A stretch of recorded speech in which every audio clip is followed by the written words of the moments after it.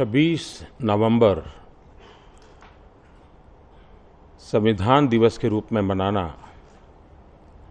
2015 से प्रारंभ किया। कल्पना ये है कि हमारी नई पीढ़ी इस संविधान के साथ, उसकी प्रक्रिया के साथ, उसके उम्दा उद्देश्यों के साथ कनेक्ट रहनी चाहिए। ऐसा ना हो कि सब कुछ चलता है लेकिन कैसे चलता है पता ही नहीं हो। और ऐसी चीजों का एक निरंतर पुनः स्मरण आवश्यक होता है। और जब मूलभूत तत्वों का बार बार स्मरण करते हैं तो तत्कालीन समय के संदर्भ में करते हैं। जिस विषय का अर्थ आज से 40 साल पहले होता होगा, हो सकता है उसी बात का अर्थ 10 साल के बाद अलग रूप में दिखेगा। एक प्रोग्रेसिव अनफोल्डमेंट होता है, लेकिन वो तब होता है जब इन मूलभूत चीजों के साथ हम हर चीज तो कसते रहेंगे, तोलते रहेंगे। हमारे स्कूल कॉलेज के सभी बालकों को संविधान का प्रिएम्बल कम से कम साल में एक बार सामूहिक रूप से उसका पठन हो, उद्घोष हो, व्याख्या हो। इससे लाभ ये होगा कि संविधान के महात्म्य का सामान्य जीवन में एक स्थान बनेगा। बहुत कम देशों के जीवन में ऐसी घटना शायद घटती है कि जिसमें संविधान का उल्लेख बार बार आता है। लेकिन भारत एक देश ऐसा है कि जहां जब जब हम संविधान का स्मरण करते हैं, हमें डॉक्टर बाबा साहब आम्बेडकर का पुण्य स्मरण साथ साथ याद आता है। यानी बाबा साहब और संविधान, संविधान यानी बाबा साहब यानी संविधान, ऐसी जीवन की सिद्धि किसी भी व्यक्ति के जीवन में असंभव है जो बाबा साहब आम्बेडकर के जीवन में हम आज अनुभव कर रहे हैं। बाबा साहब ने नहीं कहा था, उनके कालखंड में शायद किसी ने उतना रिकॉग्नाइज भी नहीं किया होगा, लेकिन जैसे समय बीतता गया हम सबको लग रहा है कि कितना महान काम हम लोगों के लिए हुआ है। संविधान, समय ऐसा बदला है कि संविधान में से हर कोई अपने अधिकार ढूंढता रहता है, अपने अधिकारों को और अधिक हवा भरने का भी प्रयास करता है। और बड़े चतुर लोग संविधान को ही आधार बना करके अधिकार का दुरुपयोग करने की हद तक की कभी कभी सीमाएं लांघ देते हैं। इससे एक एनार्की पैदा होती है। और बाबा Saheb Ambedkar grammar of anarchy की बात करते थे। ये हम सबका दायित्व होता है, नागरिक हो, शासन व्यवस्था हो, सरकार हो, शासन व्यवस्था के भिन्न भिन्न अंग हो, हर एक के बीच तालमेल बिठाने का सबसे बड़ा अगर फोर्स है तो हमारा संविधान है।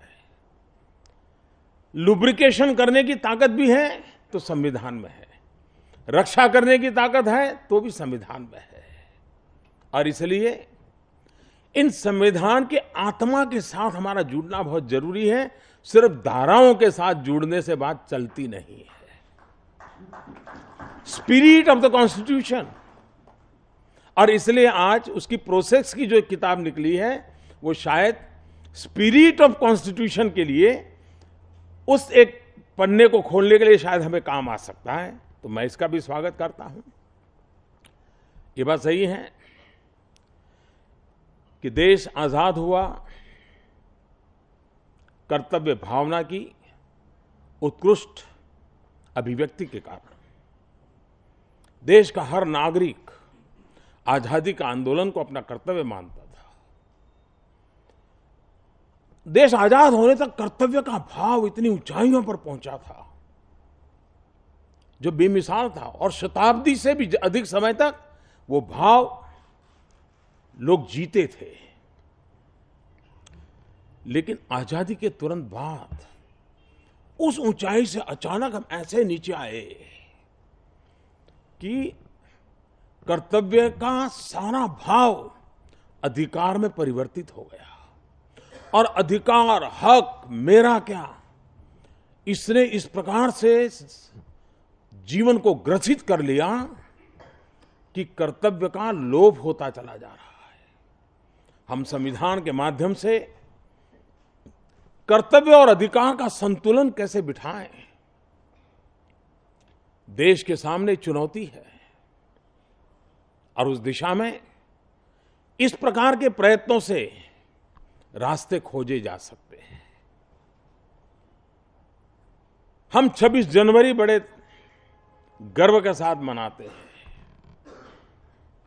लेकिन हम न भूलें कि 26 नवंबर के बिना 26 जनवरी अधूरी है।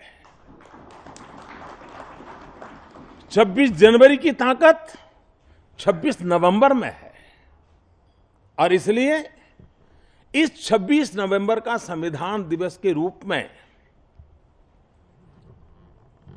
नई पीढ़ी के लिए विशेष रूप से उसका पुण्य स्मरण करते हुए उसकी बारीकियों को जानने का प्रयास, अलग अलग जगह पे अलग अलग काम हो, करते रहना चाहिए। ऑनलाइन कंपटीशन हो, कभी संविधान पर बालकों के लिए ऐसे राइटिंग कंपटीशन हो, यही चीजें हैं आखिरकार लोगों को इसके साथ जोड़ती है। इन दिनों भ्रष्टाचार, काला धन, उसके खिलाफ एक बहुत बड़ी लड़ाई देश लड़ रहा है।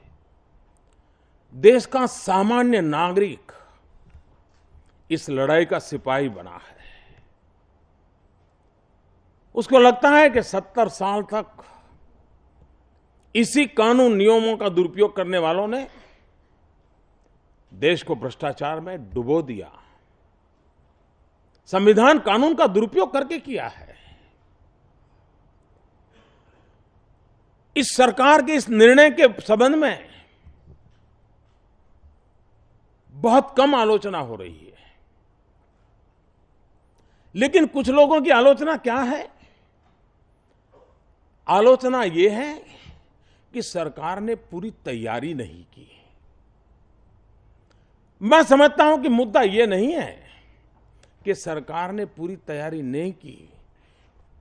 ऐसे लोगों की पीड़ा इस बात की है कि सरकार ने किसी को तैयारी करने का समय नहीं दिया।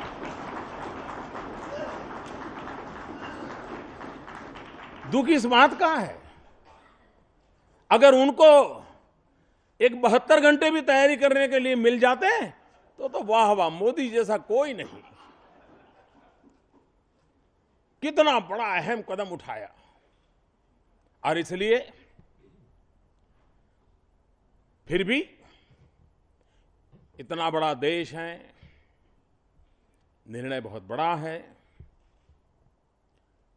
देश का उज्जवल भविष्य देखने वालों से इतनी ही अपेक्षा है कि आइए हम सब मिलकर के सामान्य मानवी की कठिनाइयों को दूर करें।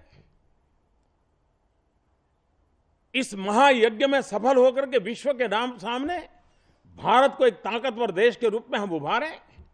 सारा दुनिया जब सर्वे होता है कि भ्रष्टाचार की कतार में बहुत अग्रिम पंक्ति में भारत का नाम नजर आता है, भारत को नीचा देखना पड़ता है हमने गर्व से माथा ऊंचा करना है और इसलिए फैसले लेने होते हैं और फैसलों का अनुपालन करके सिद्धियां भी प्राप्त करनी होती है।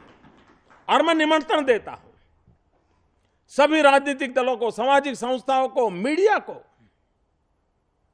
दूसरा, डिजिटल करेंसी। हर किसी को उसके पैसों का हक है, हर किसी को उसके पैसे उपयोग करने का हक है, कोई रोकता नहीं है। लेकिन जरूरी नहीं कि हर बार नोट हाथ में हो तभी उपयोग हो। आज व्यवस्थाएं बहुत उपलब्ध है। आप अपने मोबाइल फोन से भी अपने सारे रुपये जहां खर्च कर रहे हो वो कर सकते हो। आपके पाई पाई पर आपका हक है। मैं इस माध्यम से, जब संविधान की चर्चा हो रही है, संविधान इन व्यवस्थाओं का भी रक्षक है।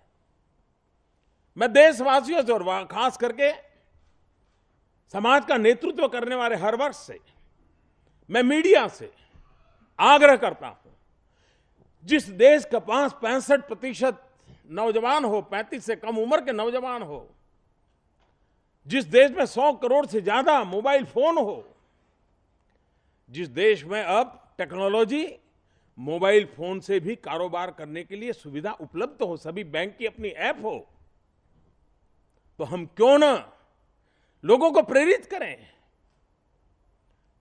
लोगों को प्रशिक्षित करें।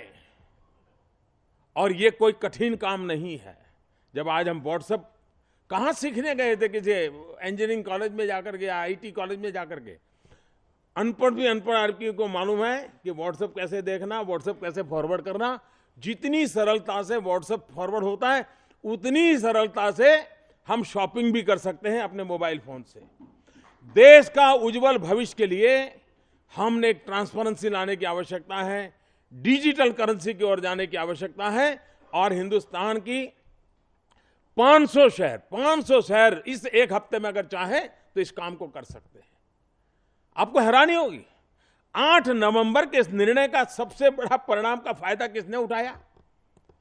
मैंने कल हिसाब लिया कुछ नगरपालिका, महानगर पालिकाओं का, बहुत कम, इन्हीं की नगर पालिका, महानगर पालिका, कोई 40-50 का मुझे बताया गया। पहले 3-3.5 हजार करोड़ टैक्स आता था। 8 नवंबर के बाद 13,000 करोड़ उनके खजाने में जमा हो गया। ये पैसा किसके काम आएगा? उस गांव के गरीब बस्ती में कहीं रास्ते बनेंगे, कहीं बिजली लगेगी, कहीं पानी के नल लगेंगे। एक समाज जीवन में क्रांति की दिशा में काम बढ़ रहा है। और इसलिए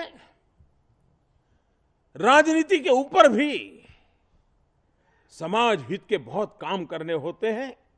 संविधान हमें वो प्रेरणा देता है। संविधान हमें हमारी विरासतों का संभालने की जिम्मेवारी देता है, लिखा हुआ है उसमें। हमारी इस महान विरासत की संभालना ये संवैधानिक हमारी जिम्मेवारी है। आइए हम सब मिलकर के बाबा साहब आंबेडकर ने जो महान कार्य किया है, उसके शब्दों को और भावों को पीढ़ी दर पीढ़ी समयानुकूल संदर्भ में हम उसको जी के सीखें, जीना सीखें, जी करके दिखाएं और देश को हर पल नई ताकत, नई ऊर्जा देते रहे।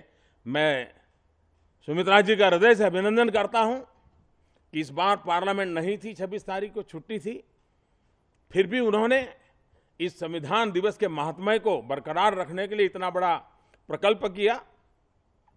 स्टेट में भी उसका इनिशिएटिव लिया गया, स्कूल कॉलेजेस में इनिशिएटिव लिया गया और धीरे धीरे करके ये भी एक महत्वपूर्ण अवसर के रूप में बनेगा, मुझे विश्वास है। मैं इस समय मुझे आने का अवसर मिला, मेरी समय की कठिनाई के कारण आपको भी जरा जल्दी आना पड़ा, इसके लिए मैं क्षमा चाहता हूं। बहुत The way this scheme has been implemented, it's a monumental management failure, and in fact, it is a case of organized loot and legalized plunder of the government.